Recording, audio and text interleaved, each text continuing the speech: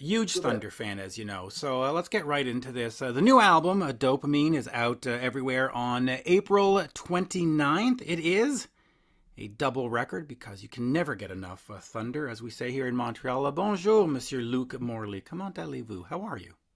Yeah, I'm good. Yeah, it's an interesting and busy time, which is good, because the last 2 years have been kind of strange. So it's good to sort of feel like we're back at the helm of everything and talking to people like yourself it looks like our tour actually will go ahead this time. And so yeah, so we're feeling good. We're feeling optimistic and back in the game.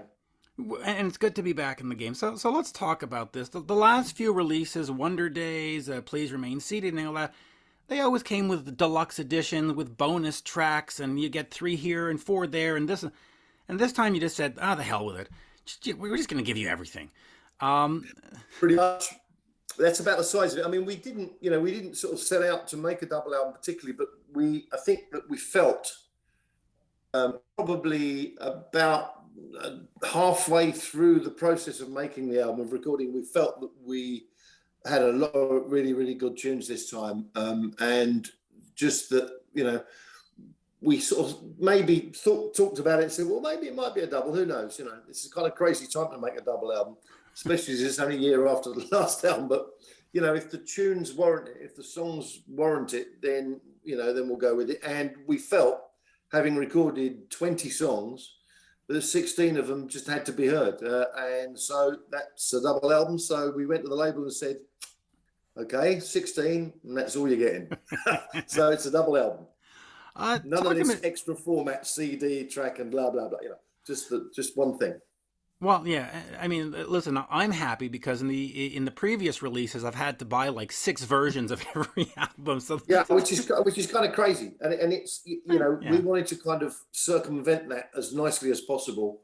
And, hopefully we've managed to do it this time.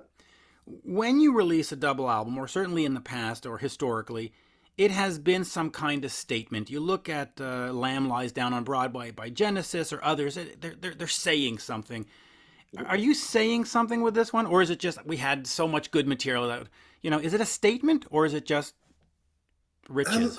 I guess it is. I mean, like I said, we didn't sort of set out to do it, but I guess it is. I think that what we're doing maybe after may have taken us 14 albums to get here, but I think we're at the point now where we have a very good handle on who we are and what we do Right. and how we do it. And I think maybe this album, in terms of its kind of musical height and breadth and depth, goes a bit further than any of them have gone so far. So, yeah, I guess it is a statement of our kind of, the fact that we're comfortable with kind of going off in a few different musical tangents, Right. and being able to stamp our style all over it, and for it to be a Thunder, even though it might be a little different here and there. Well, let me explore that a bit because you have gone off on tangents in the past. You have done your own thing. I mean, Please Remain Seated is certainly one of them. Of course, the Bose and Morley, your El Gringo retro, all this stuff. You've gone out and yet magically you've remained Thunder. Now, of course, Bose and Morley wasn't Thunder, but you've stayed Thunder. Talk to me about taking those chances and not being. I don't want to disparage ACDC, but you haven't done just one thing, but yet when we hear it, we know it's Thunder. Well, I think AC/DC is a really good case in point of a fantastic rock and roll band, Right. and I Absolutely. think what they do is they have I guess the parameters of what they do is very tight, and you always know what you're going to get with an AC/DC album, and so within that, then it's really down to how great the songs are. Right. They're not going to suddenly kind of give you a jazz sort of a fusion track Yeah. or reggae. You ain't getting that with AC/DC. But I think with us, we've always felt that if we felt it was the right thing to do and the song demanded it, then we go there and damn it, And I think this album, we even more so perhaps. I mean, there's some unusual songs. The first one leaks out of me is Big Pink Supermoon, which is a kind of Yeah, I love it. I think it's fantastic. thank you. I mean, to me, that's kind of, it reminds me of a lot of great music, a lot of great American music, actually. And it was only in the kind of, I made the demo of the song at home and I thought, oh, this is quite cool. It started off almost like being like a Tom Petty kind of tune. Right. And then once the band got hold of it, it sort of got this kind of darker, jazzier thing going on. And we were sitting there. My original intention was it was going to have a guitar solo at the end, and it was going to go out at maybe 5 minutes or something. And then for some reason, I just thought it might be cool to try a sax solo. We've never done it. And saxophone is an instrument that was kind of abused in the 80s. Yeah, well, listen, we love Foreigner, so let's not. Well, I mean, no, I love Foreigner too, but it's just that, there were lots of very kind of, the saxophone became a kind of, right, the stamp of middle of the road, didn't it, in the 80s? It wasn't before. I mean, in the 70s and 60s, you had guys like Junior Walker, oh my God, Crusaders. I mean, it was fantastic. It's a great instrument. It's a really dirty, sexy instrument, just like the guitar. Yeah, and then the 80s, you had Phil Collins, Quarter Flash, Foreigner, Queensryche. Everybody thought, let's put a saxophone in here. And there was kind of a little too much, for me, it was a little too much of it. And it always had a kind of weird chorus effect on it in the 80s, which kind of took the edge off it for me. I think, once the kind of idea, the guys looked at me as if I was insane. And I said, well, trust me on this, because I think it's, in the context of this song, I think it's going to work great. And Andrew Griffiths, who played the solo, did such a fantastic job. He sent us because we did it remotely, and he sent us 2 passes on the track, both of which were brilliant. And the biggest problem was choosing one, but we did, and it was so good that we just couldn't pull the fader on the track. We had to let it play out right till virtually the end. And I'm delighted with that song. But once again, it's a different thing for us. But the song demanded it, so we went with it. You went with it. Let me just quickly explore. I mentioned, of course, Bose and Morley and El Gringo Retro and stuff. You've worked outside the band. You've done these records. You've done the Union. Is Thunder the sort of the project that is most satisfying, or do you want to get back to, hey, you know what? In a couple of years, let's take a break and let's go do another Bose and Morley. Let's go do another solo, or is it like, yeah, you know what? I'm home. This is home. I know that now. I think, to be honest with you, Mitch, I think it's I think all of us, love being in Thunder. All of us always have loved being in Thunder. Right. In the past, when we've not been in Thunder, it's because of external forces. And I think that, we remain friends every time we've stopped, and I think we'd always remain friends whatever we did. But I think now maybe, the reality is, we're all the wrong side of 60 years old now. So, there's that brings a certain sharpness to the proceedings in that, who knows how many more records we'll get to make. So right. I can't see any reason why we would stop making Thunder records.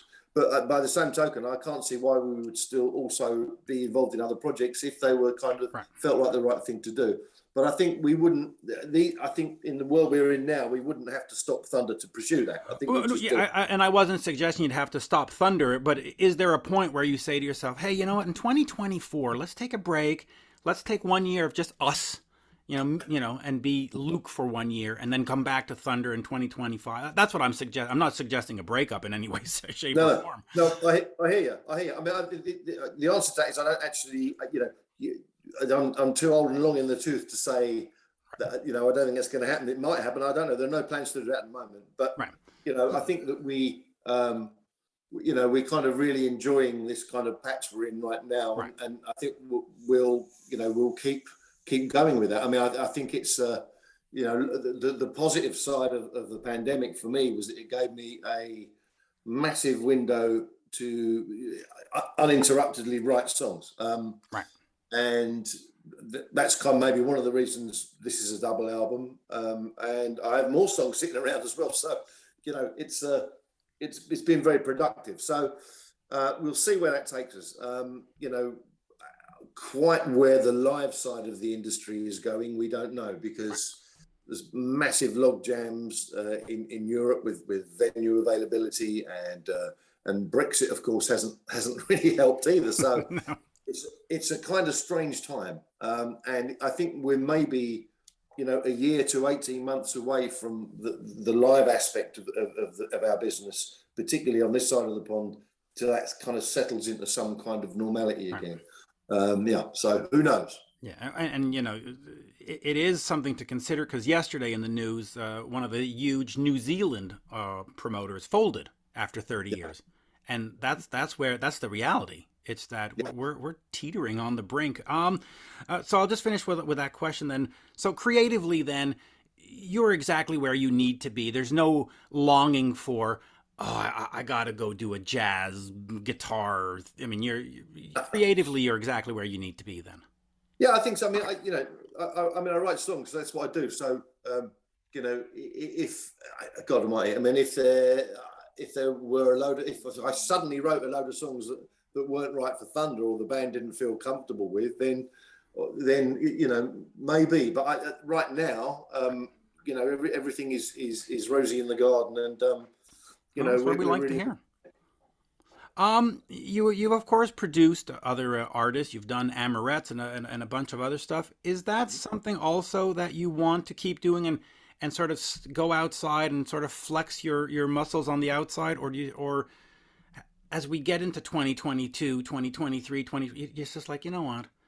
Eh, Thunder's enough. Well, well, I think the thing is that it depends where we are in the cycle of Thunder. That's the thing. Okay. Um, you know, most of the time when I've done other things outside, it's always been when a window's presented itself Okay. for me to do that, and it's been possible. I mean, with both Amorette's albums, and I produced a lady called Heather Findlay as well, so Mm-hmm. who's much more in a kind of prog sort of area, and all great fun to do, and really good. And I think the nice thing about working outside of the band is that I always feel like I'm bringing something back afterwards, because every time you work with a different artist, you learn something. You grow in some way that maybe you didn't think you could, and that's the inevitability, and the kind of that's the joy, I guess, of variety. Right. Yeah, I mean, I did promise myself before Wonder Days, when we got back together, how we kind of went forward. I did say to myself that what I must do is every few years take on a project, whatever it is, and so I've tried to do that, and I went and played guitar on a few shows with Black Star Riders, which was great fun. Yep. So Ricky it's Warwick, nice to man. do. Yeah, it's nice to do those little things, and because it makes you appreciate Thunder more as well. So it's all good. Let me ask you about Wonder Days real quick. That was, in a sense, the comeback album. Was there consternation or stress on that one? Because had it been a dud, we might not be talking today. But you came back with such force. I mean, I heard that album and I heard the song Wonder Days, and the song Wonder Days, and what's the other one on there? The Thing I Want. I mean, you hear that and you just go, top of their game. I mean, this band's on. Um, what was that like going into that recording session? Did you have that conversation? Just say, well, maybe we should just go be a greatest hits band and go play the 15 and not bother with the new stuff? Or did you say, man, this has got to be not only good, but this has got to be spectacular? Yeah, I mean, I think we were very aware of that. I think that we at that point we hadn't made an album for 6-7 years or something. So the fact that we were coming back together again, we wanted to make sure that people knew it was serious, and that it wasn't just to sort of do a few gigs and make an album so we could do a few gigs. It wasn't that at all. Right. We're not the kind of people who go at it half-heartedly. I think all of us. I mean, myself and Danny particularly are the kind of people who are, once we decide to do something, we will do it, 120%. And Right. and I think with Wonder Days, maybe having a break before that, and like I said, I'm 3 albums with the Union in that time, and I think I brought something back from that. Like we were saying just now, I think that gave me a kind of impetus, and it was really quite interesting to go back to writing tunes for Thunder after the Union. So yeah, I mean, it was an album that we had to. It had to be good, Right. and we needed to feel very good about it before we put it out. Yeah, and it turned out spectacular. Like the band FM, when you both came back, you've gone on this blitz of writing and putting out music. How important is that to what you do? Because you could sit there and say, listen, we'll do the Backstreet Symphony album tour, we'll do the 20th anniversary, the 25th anniversary. You could do that, and people would show up. But you haven't. You've gone, here's Wonder Days, here's Rip It Up, here's Please Remain Seated, here's Dopamine. We're not living on 1992. Well, that's the thing, isn't it? I mean, I think, all that kind of, people have very rose-tinted spectacles about the past. They always do. Mm-hmm. Backstreet Symphony, Lafon on Judgment Day, those are early 90s albums. Obviously, people are very emotionally attached to those because it reminds them of a certain time in their life. And that's fantastic. And that's what music should do. It's like a time machine. That's exactly what it should be. Right. But we as, creative types want to keep moving forward too. So there's always that kind of trade-off. It's like if you go and watch a band and they play 100% songs from their last album or new album or whatever, and they have, like ourselves, have a 30-year history, it's a little kind of self-indulgent. I think people work hard for their money, and if they earn their money and then they spend it, if you're lucky enough for them to spend it on your gig, then you have to give them a good balance, 2 hours of entertainment. I think to be indulgent and say, well, this is our new album, you must like it, you must listen to it and nothing else, I think is silly and kind of short-sighted. So we're always aware of our past and happy to acknowledge it. To go completely the other way, I know Leopard did it recently, didn't they, with Hysteria? I think it's an interesting thing to do. But I think as soon as you make that decision, then you're kind of limiting what the live set can be slightly. Right. So I think if ever we did do a kind of retro type gig, I think we'd probably have to find a way of doing it that was slightly different. But I mean, that's not in the pipeline at the moment. But yeah, do you know what I mean? I think we'd have to, rather than say, right, we're just going to play Backstreet Symphony or we're just going to play Laughing on Judgment Day, I think we'd have to find a way of doing it that maybe was a bit more kind of challenging for us in some way. I don't know. Yeah. Well, I'll suggest this. Peter Gabriel did the So Tour in 2012, and he did it brilliantly. The first half was all the songs acoustic, so Games Without Frontiers, Shock Them all acoustic. So you're like, I heard the hit, but it's not the hit. It's different. Yeah. And then he came out and did the full album. And I just thought that was brilliant because he sort of talked through it. The first one, like it was like a conversation, more like a storyteller's. And then boom, here's the album. And I was like, that's smart. Speaking of songs, so you said, on Big Pink Moon, you had the sax, and you had there are a lot of Thunder songs and Thunder shows and Christmas shows and all this stuff lying in the vaults, lying around that they've been put out on dodgy records and then off the market. And at some point, do we see ourselves putting together some kind of box set or bonus tracks, or just saying, hey, we've got all this stuff, let's use it? We have had conversations about it, and those conversations are ongoing, but nothing is decided as yet. Okay. So obviously, it's a large body of work, and it would be nice to kind of, get it out there in a more kind of organized fashion, maybe. So yeah, those conversations are ongoing, but I can't tell you any more than that at the moment because nothing is cast in stone. All right, so maybe someday. Let's talk a little bit about the writing process for this one, because you, of course, we've had the pandemic, and you were stuck in your home, basically. Was this album constructed the same way that you normally do, or was it more, let's throw the files back and forth through email and let's record our guitar parts and throw that back and forth through email? What was the process to get these songs put together?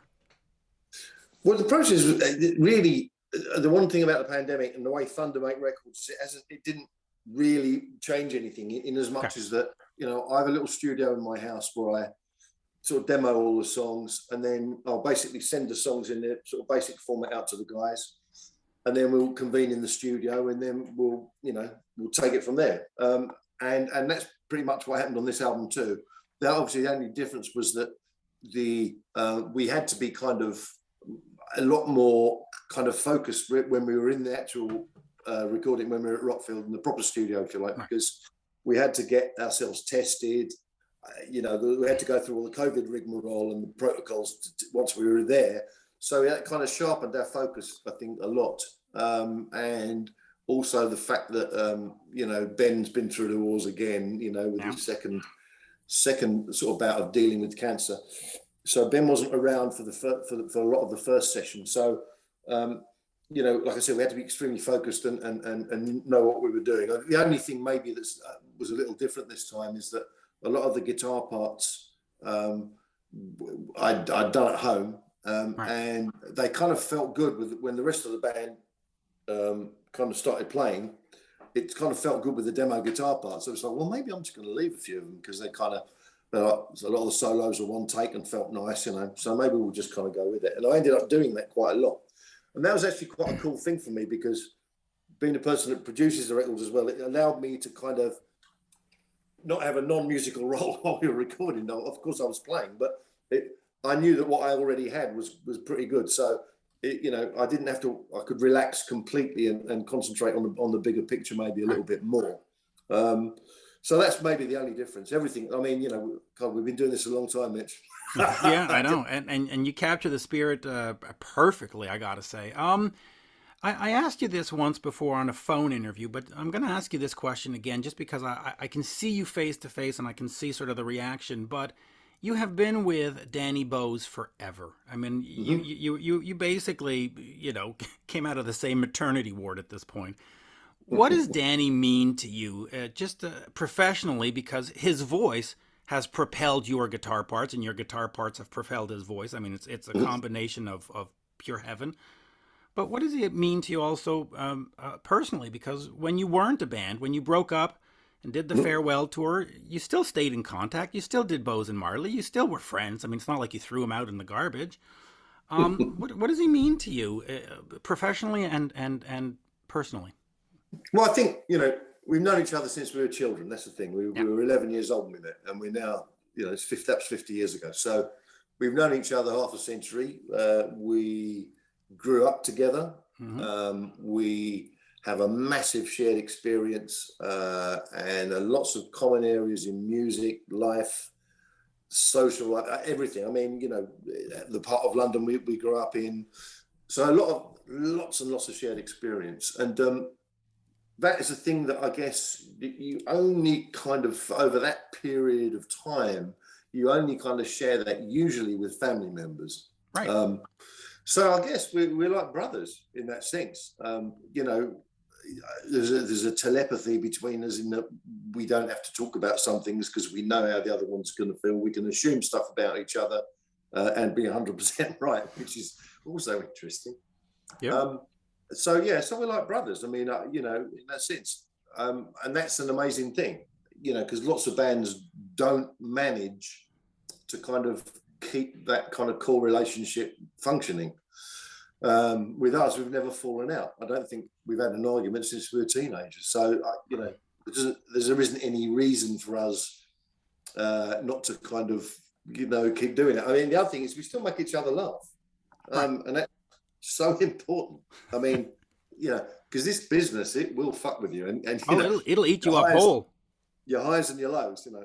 And you know, I think you better laugh at the lows. And when the highs come, just remember that there are going to be lows tomorrow, you know. So that's really important. I think we have a shared sense of, you know, optimism tempered with a little bit of cynicism, shall we say. So that's kind of good. I mean, professionally, you know, in terms of what we he's a perfect singer. Yeah, oh yeah, he's a great singer. He's a great singer. And I think what we bring to each other professionally is an innate understanding, which is obviously based on the length of the relationship and everything else. And you know, I think he obviously Danny's very good at some things that I'm not very good at, and vice versa.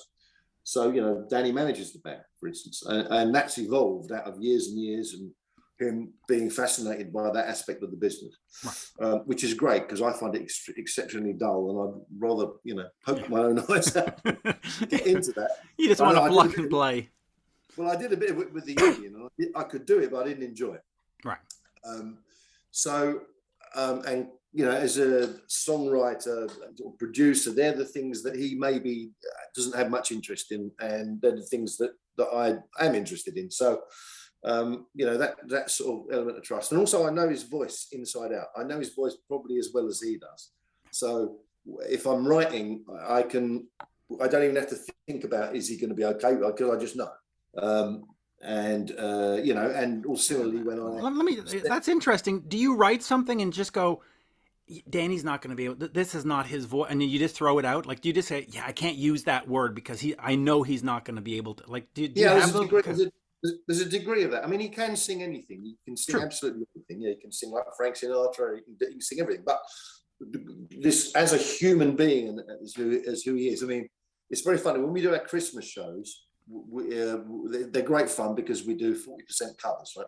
Right. Now, in the covers department, it's very funny because all the band makes suggestions every year, and I keep the kind of main notebook with all the ideas. Yep. Some Tom Christmas, Petty, Bob Seger. We yeah, cover them all. everything. You name it, right? But there are some songs that I just can't see Danny singing, even though he could sing them physically. It might be a David Bowie song, for instance, Right. or it might even be a Queen song that might be a little camp. And I just can't imagine those words coming out of his mouth. And I know he wouldn't feel comfortable either. So he doesn't want to ride his bicycle. You don't. Yeah, exactly. It just wouldn't kind of work. No Welcome to the Jungle for Danny. That's fun. I can't see that either because it's so Axl, Well, let me ask you this: since and we're running out of time. We got like 3 more minutes here. When you known him since you were 11, you get into that band Terraplane. It ends up not being the future. Was there a point within the relationship there where because Terraplane, if you talk to Danny, seemed to have been a very sort of dark time with management, and did you sort of have a moment there where you just went, you know what, I love you as a brother, but this is not working. Or did you say, shit, we gotta, knuckle down and let's move forward? I don't think either of us questioned whether or not each other. We were right to work with each other. I don't think that was ever questioned. I think that we did question ourselves collectively on what kind of records we should be making. At that point, at the end of Terraplane, it's like, we've not been doing this right. What is it? So we did look at ourselves very hard.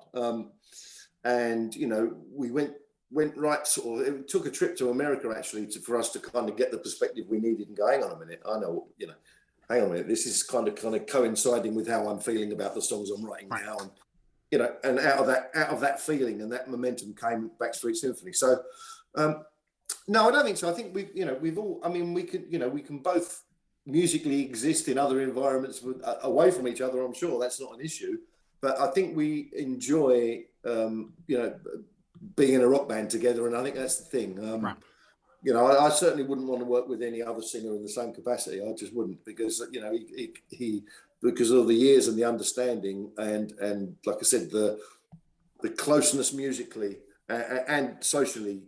These are very important things, and it's difficult to kind of find something else that would do it as well. Yeah, and I'll remind folks, and I'll have one more question, but I'll remind folks, the new album, Dopamine, out April 29th. It is a double album. It is fantastic. So I'll just ask you this just to end. So you do Black and White, Moving Target, and which just they fall off the face of the earth, and then Backstreet Symphony. And I know you were just explaining it a bit, but what changed where you went from to an absolutely iconic album? Was it Andy Taylor that just sort of upped your game? Did you sit down and say, okay, we got to write better? Like, how do you go from sort of to one of the greatest albums of all times? I think it's really to do with, I think there's several key elements. First one, obviously, is the songs and me kind of all the fog disappearing, going, this is what I should be doing. That was the first point. And the second, Andy Taylor was very important because I think we, after I think I'd probably written a couple of tunes and then I met Andy and we got on very well. And then we sat down and wrote She's So Fine one afternoon and he got us straight away. He understood Danny and I straight away, whereas with Terraplane, the people we worked with didn't really get what we were. But he saw it straight away. He said, you guys, these exact words were, you guys are a fucking great British rock and roll band and that's what you should be doing. And it's very simple. And he said really kind of fundamental things to us like, fucking turn it up or let's have one more beer. I know you don't want to, but hey, and it was that pushing us over the edge where we were maybe slightly kind of tentative about it. Right. But he was good. He was the kind of catalyst. And then, of course, we mustn't also it's impossible to overrate Mike Fraser's contribution, because great Canadian. he actually was able to make it sound like it sounded in my head, and that was very important, And just to follow up on Andy Taylor, does he come to you and say, "Listen, I've been in Duran Duran. We toured the world. We owned the '80s. This is what you got to do." I mean, did he bring that in and just sort of say, "Listen, I know what a hit song is. Trust me, I did Rio." Well, there was, I mean, I'll give you for instance. During the writing process of Backstreet Symphony, one of the last songs that got written was "Love Walked In," and I wasn't sure about it, and I said to him, I've written this ballad. I don't know, it might be a bit cheesy. And I played it to him, and he looked at me and he said, "If you don't put that on the album, you're insane." So I said, "Okay," and he was right. And 30 years later, it's the song that earns me the most money. So, which is funny because you stopped playing it live for a few years. You went, we're done with this song, and then fans went, "Yeah, no, you're not. Bring it back." We've never gone that long between without playing it. And we did, funny enough, on the first few tours, very early, we didn't play it so much. But it became, after it was a single in the UK, which I think was in 90, might have even been later than that, might even have been 91. It was released as a single. After that, if we didn't play it, we would have got lynched. So, hey. Well, there you go. And that'll be the next Big Pink Supermoon. That one will be an absolute, have to play. Anyway, I hope so. As we say in Montreal, merci bien. Thank you so much. And always a pleasure. And just keep making the great music. I enjoy it daily. I literally listen to Thunder daily. So good man. I can only apologize. Thank you, sir. Have a good day. Thanks. Take Cheers. care. Bye-bye now. All the best. Bye-bye. An all-new episode of The Mitch, Lafon, and Jeremy White Show. Tuesday at noon. Available wherever you stream.